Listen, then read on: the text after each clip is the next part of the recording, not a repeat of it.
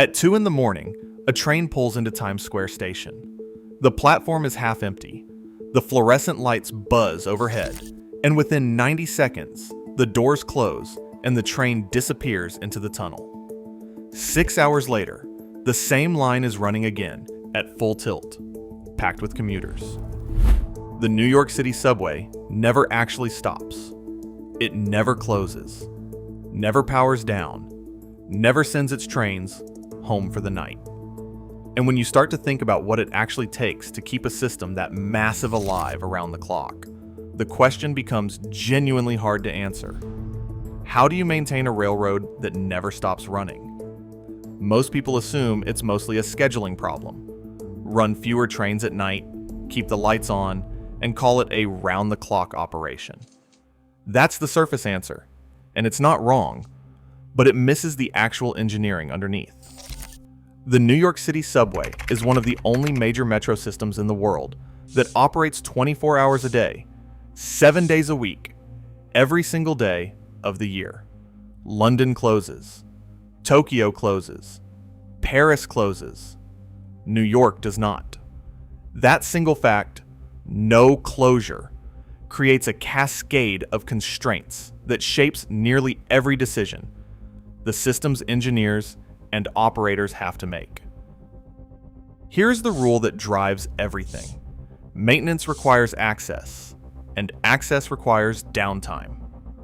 On almost every other subway system in the world, engineers typically get several hours each night when the power goes off, the trains stop, and crews can walk the tracks, replace signals, grind worn rail, and do the 1,000 small tasks that keep a railroad safe.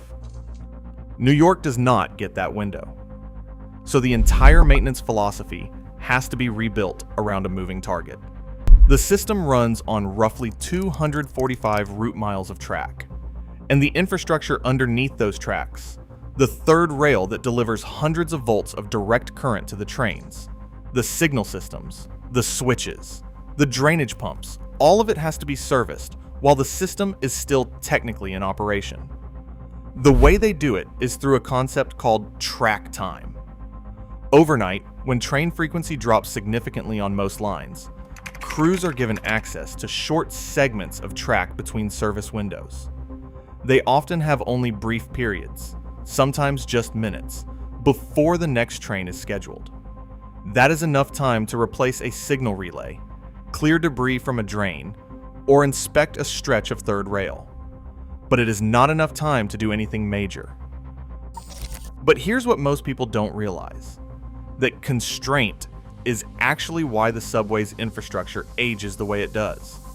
Because maintenance has to be done in fragmented windows, never in one complete pass. Problems compound over time in ways they would not on a system with a proper closure window. A switch that needs hours of work gets patched in smaller increments over multiple sessions. By the time it is fully addressed, adjacent components may already have started to degrade. It is the railroad equivalent of never being able to fully shut down a car engine for a proper service, just topping off the oil while it is running and hoping for the best. The signal system is where this pressure shows up most clearly. Much of the subway still runs on a fixed block signaling architecture that dates back to the early 20th century. In this system, the track is divided into segments called blocks, and a train cannot enter a block until the one ahead of it is clear. It works, but it is conservative by design, and trains are kept far apart to give the system a safety buffer. That limits how many trains per hour any given line can move. The newer communications-based train control system, called CBTC, uses continuous radio communication between the train and the infrastructure to track position in real time, allowing trains to run at shorter intervals safely. Lines that have been upgraded to CBTC can move significantly more trains per hour than before. And this is where it gets weird. Upgrading to CBTC on a 24/7 system is extraordinarily difficult, precisely because you cannot take a line offline to rewire it. Engineers have to install new equipment, test it, and switch over to it in stages, all while trains continue running on the old system. It takes years per line. Even relatively short lines have required many years to fully convert. That is the pace of modernization when you never close. This is the part that catches everyone off guard. The subway's 24/7 operation is not free. The Metropolitan Transportation Authority, the MTA, spends heavily on maintenance compared to many systems, not because New York is uniquely inefficient, but because the system's age and its no closure constraint mean that every repair costs more and takes longer than it would otherwise. Deferred maintenance compounds. A repair that might be relatively inexpensive if caught early can become dramatically more expensive once water infiltration and time have taken their toll on the structure. There have been exceptions, of course. After Hurricane Sandy in 2012, portions of the system flooded so severely that certain lines were shut down for extended periods.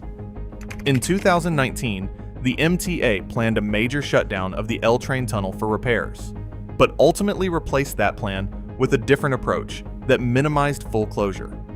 These exceptions prove the rule.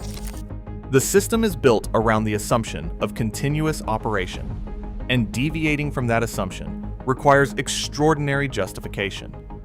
What the New York City subway actually is, underneath all the noise and the delays and the century-old infrastructure, is a continuous operation machine that has traded short-term convenience for long-term complexity.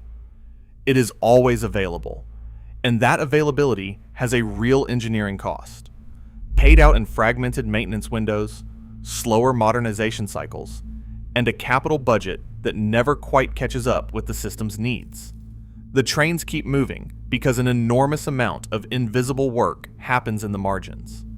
And the next time you are on a platform at 3 a.m. watching a near-empty train pull in exactly on schedule, you are not just looking at a transit system. You are looking at one of the few large-scale examples of this problem being managed in practice.